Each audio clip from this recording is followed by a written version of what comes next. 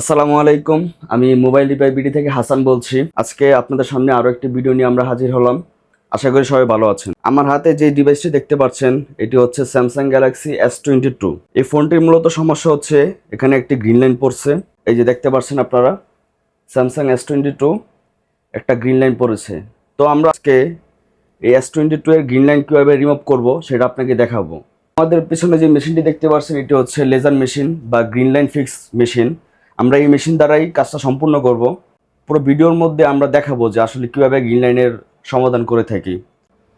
আমরা মূলত কোন লাইনটা মিসিং এটা বের করতেছি, কোন পিক্সেলটি মিসিং হয়ে আছে।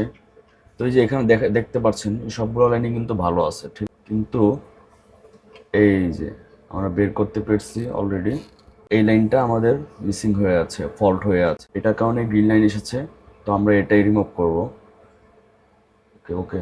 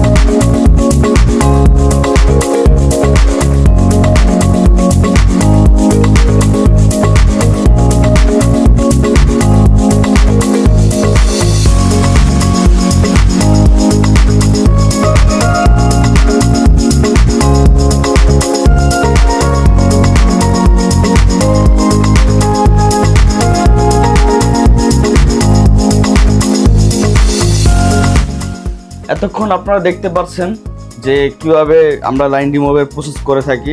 এই যে দেখেন কোনো গ্রিন লাইন নাই এখন ফোনে, একদম পুরোপুরি রিমুভ হয়ে গেছে।